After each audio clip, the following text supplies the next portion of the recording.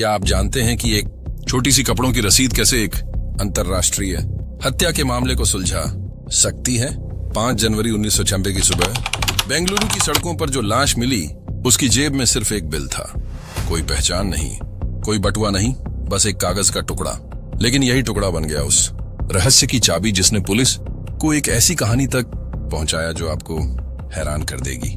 आज मैं आपको बताने जा रहा हूं जेम्स विलियम स्टुअर्ट के कत्ल की पूरी कहानी। एक विदेशी नागरिक का खून, एक रेप केस और फिर एक अविश्वसनीय मोड़ जहां कातिल खुद अपने को सजा देने वाले पुलिस ऑफिसर के लिए वोट मांगने लगा। यह सिर्फ एक क्राइम स्टोरी नहीं है, बल्कि इंसानियत और न्याय की एक अनोखी मिसाल है। नमस्कार और स्वागत है आपका ट्रू क्राइम इंडिया में। यहाँ हम आपके सामने लाते हैं वो सच्ची कहानियां जिनके बारे में सोचकर ही रूह कांप उठे।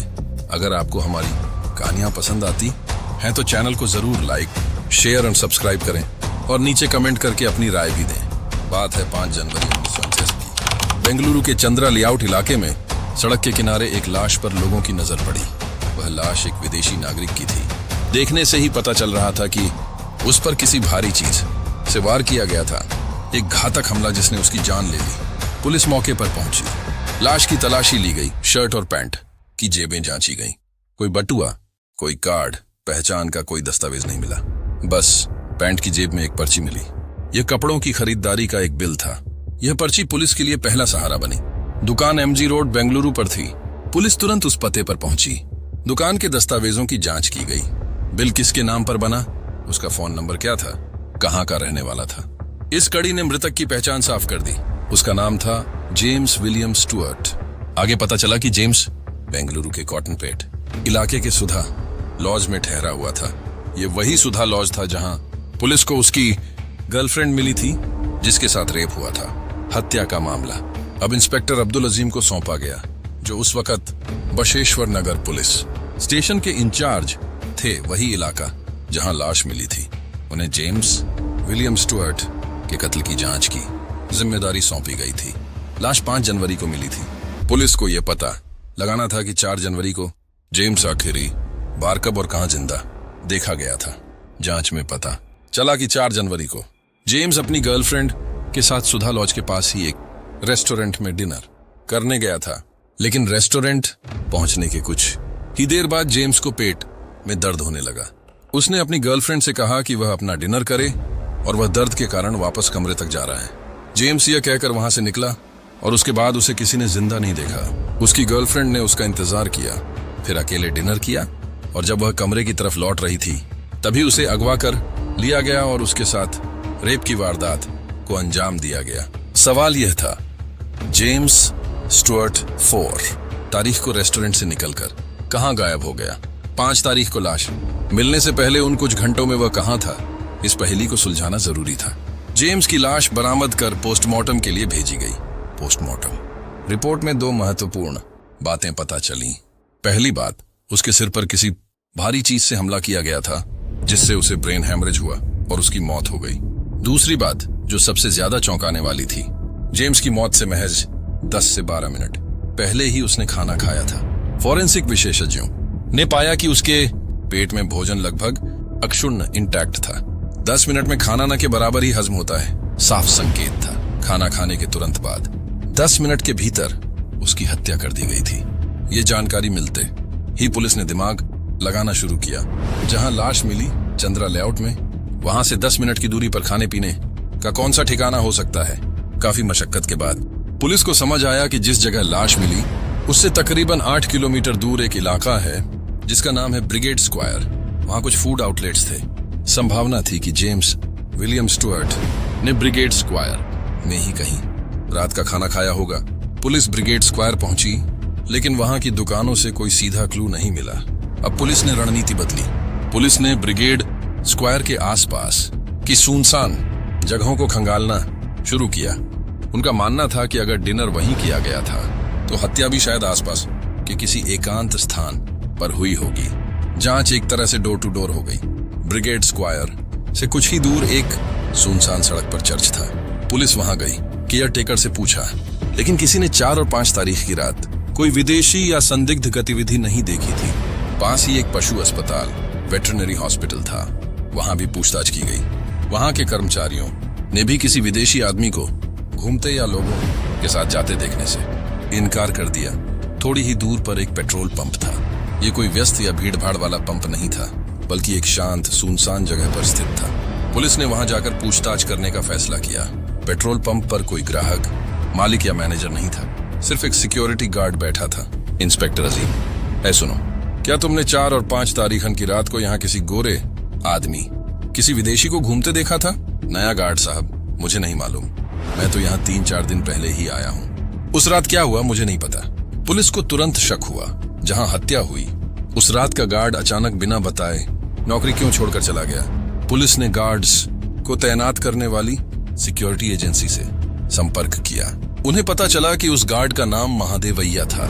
वह 3-4 दिन पहले तक वहीं था, लेकिन अब नौकरी छोड़कर बेंगलुरु के गिरिनगर में अपने घर चला गया था। इंस्पेक्टर अजीम को शक था कि महादेवैया ही हत्या का राज जानता है, लेकिन अगर वे उस पर संदेह जताते तो वह भाग सकता था। इंस्पेक्टर अजीम ने एक चाल चली। उन्होंने सिक्योरिटी एजेंसी के मैनेजर को फोन किया। इंस्पेक्टर अजीम, देखिए, एमजी रोड पर 1-1 करोड़ की रॉबरी हुई है। हमें पता चला है कि आपका गार्ड महादेवैया इस रॉबरी से जुड़ी कुछ अहम जानकारी रखता है। वह हमारी मदद कर सकता है। आप हमें तुरंत उसका ठीक घर का पता बताइए, हम उससे पूछताछ करेंगे। पुलिस ने जानबूझकर यह झूठी कहानी सुनाई। मैनेजर ने इस बात को सकारात्मक रूप से लिया कि उसका गार्ड कानून के काम आ रहा है, और खुशी खुशी महादेवैया के घर का पता दे दिया। पुलिस ने हत्या का सच नहीं बताया ताकि महादेवैया को भनक न लगे। एजेंसी से पता मिलने के बाद पुलिस गिरी नगर पहुंची और महादेवैया को ढूंढ निकाला। इत्तेफाक से वह बीमार था। शुरू में उसने पुलिस को टालने की कोशिश की, बरगलाने की कोशिश की, लेकिन इंस्पेक्टर अजीम ने थोड़ी सख्ती दिखाई। इंस्पेक्टर अजीम, सख्ती से, अगर सच नहीं बताओगे तो बहुत बुरी तरह फंसोगे। जो जानते हो सही बताओ। महादेवैया टूट गया। उसने बताया कि वह पेट्रोल पंप पर ही रहता है और वहां कुछ लोग रात को आकर उसके साथ सोते हैं। उसने उनके नाम भी बताए। पुलिस सीधे मुद्दे पर आई। विदेशी नागरिक की हत्या। महादेवैया साहब, अगर आप मेरी सुरक्षा का वादा करें तो मैं आपको पूरी कहानी बता सकता हूँ। इंस्पेक्टर अजीम, वादा है, बताओ क्या बात है? महादेवैया ने जेम्स विलियम स्टुअर्ट के कत्ल का पूरा सच खोल दिया। 4 तारीख की रात को फकरुद्दीन नाम का एक आदमी, जो अक्सर मेरे साथ सोता था, एक विदेशी नागरिक को पकड़ कर लाया। उसके साथ शब्बीर अहमद और सनाउल्लाह भी थे। उन सब ने मिलकर उस विदेशी नागरिक को पेट्रोल पंप के उसी शेल्टर में लाया। उसके पास पर्स में काफी सारा पैसा था। वे उसे लूटने की कोशिश कर रहे थे। वह नागरिक विरोध कर रहा था। इस पर फकरुद्दीन ने उसके सिर पर लोहे के रॉड से हमला किया। इसी पेट्रोल पंप पर जेम्स विलियम स्टुअर्ट वहीं गिर पड़ा। शब्बीर अहमद और सनाउल्लाह ने, साथ ही उनके एक और दोस्त शमी अहमद ने भी फकरुद्दीन की मदद की। लूटपाट के इरादे से उसकी हत्या कर दी गई। मैं देखकर इतना घबरा गया था। उन लोगों ने मुझे धमकाया कि अगर मैंने किसी को बताया तो अगला नंबर मेरा होगा। इसीलिए मैं अगले ही दिन नौकरी छोड़कर भाग गया। इंस्पेक्टर अजीम, उसके बाद क्या हुआ? लाश का क्या किया गया? महादेवैया, फकरुद्दीन, शब्बीर, सनाउल्लाह और शमी अहमद, इन चारों ने मिलकर लाश को एक बोरी में भरा और अपने साथ लेकर फरार हो गए। वे लाश कहाँ ले गए मुझे नहीं पता। पूरी कहानी का खुलासा हो चुका था। पुलिस ने एक एक करके फकरुद्दीन, शब्बीर अहमद, सनाउल्लाह और शमी अहमद को गिरफ्तार कर लिया। उन पर मुकदमा चलाया गया। सबूतों और गवाहों के आधार पर कोर्ट ने उन्हें बहुत कम समय में दोषी करार दिया। मुख्य अभियुक्त फकरुद्दीन को आजीवन कारावास की सजा सुनाई गई। इस तरह एक विदेशी नागरिक के ब्लाइंड मर्डर को पुलिस ने कड़ी दर कड़ी जोड़कर सुलझाया। यह हत्या का मामला रेप केस के साथ साथ पैरेलल में क्रैक हुआ। लेकिन इस कहानी का एक खूबसूरत मानवीय पहलू भी है। इंस्पेक्टर अब्दुल अजीम का मानना था कि अपराधी को सजा मिलनी चाहिए, लेकिन उनके घर वालों को प्रताड़ित नहीं किया जाना चाहिए। उन्होंने फकरुद्दीन के परिवार वालों के साथ कोई ज्यादती नहीं की। सजा दिलाने के बाद भी इंस्पेक्टर अजीम फकरुद्दीन के परिवार के संपर्क में रहे। उन्होंने वक्त पर उनकी छोटी मोटी जरूरतों में मदद की, जैसे फकरुद्दीन की बहन की शादी में। फकरुद्दीन जेल में अपनी सजा काट रहा था। इंस्पेक्टर अब्दुल अजीम ने अपनी ड्यूटी पूरी करने के बाद पुलिस विभाग से स्वैच्छिक सेवानिवृत्ति, वॉलंटरी रिटायरमेंट ले ली और राजनीति में आने का फैसला किया। वह जनता दल यूं से 2004 में चुनाव लड़े। 2004 में जब अब्दुल अजीम उसी इलाके में अपना चुनाव प्रचार कर रहे थे तो उनकी नजर भीड़ में एक अजीब चीज पे पड़ी। फखरुद्दीन, वही आदमी जिसे उन्होंने आजीवन कारावास की सजा दिलवाई थी, वह उनकी चुनावी रैली में मौजूद था। इतना ही नहीं, वह भीड़ में लोगों को पंफलेट, पर्ची बांट रहा था। उनसे अब्दुल अजीम साहब को वोट देने की अपील कर रहा था। अब्दुल अजीम को अपनी आंखों पर यकीन नहीं हुआ। वह जेल में था, ये बाहर कैसे आ गया? उन्हें थोड़ा डर भी लगा कि कहीं यह व्यक्ति बदला लेने की नीयत से तो नहीं घूम रहा है। उन्होंने सबसे सही तरीका सोचा, फखरुद्दीन को सीधे बुलाकर पूछा जाए, इंस्पेक्टर अजीम, फखरुद्दीन इधर आओ। फखरुद्दीन, हाँ साहब बताइए। इंस्पेक्टर अजीम, तुम बाहर कैसे आए? तुम्हें तो आजीवन कारावास हुआ था। फखरुद्दीन, नहीं साहब, मैं अभी कुछ दिनों के लिए पैरोल पर बाहर आया हूँ क्योंकि मेरी माँ की तबीयत खराब है। फखरुद्दीन, और जब मैं बाहर आया तो मैंने सोचा कि मुझे आपके हक में प्रचार करना चाहिए। आप एक अच्छे ऑफिसर हैं, आपने अपनी फर्ज अदायगी के चलते बेशक मुझे जेल भिजवा दिया, लेकिन आपने मेरे जेल जाने के बाद भी मेरे घर वालों की मदद की। मेरे दिल में आपके लिए एक एहसान है जिसके बदले में मैं चुनाव में आपकी मदद कर रहा हूँ। मेरा और कोई मकसद नहीं है। सुनकर इंस्पेक्टर अब्दुल अजीम भावुक हो गए। यह एक अविश्वसनीय क्षण था। जिस व्यक्ति को उन्होंने सजा दिलवाई वह भी उनके लिए अच्छी सोच रखता था। ऐसा इसीलिए मुमकिन हुआ क्योंकि अब्दुल अजीम ने अपनी फर्ज अदायगी से बाहर जाकर भी फखरुद्दीन के घर वालों की मदद की थी। इसी वजह से फखरुद्दीन का नजरिया उनके लिए सकारात्मक था। यह उस विदेशी आदमी के कत्ल की जांच का एक अनूठा और मानवीय परिणाम था। मैं फिर हाजिर होऊंगा किसी और कहानी, किसी और वाकये के साथ। इस कहानी पर आपका पॉइंट ऑफ व्यू क्या है, कमेंट करके बताएं। तो दोस्तों, ये थी James William Stuart murder case की चौंका देने वाली दास्तान।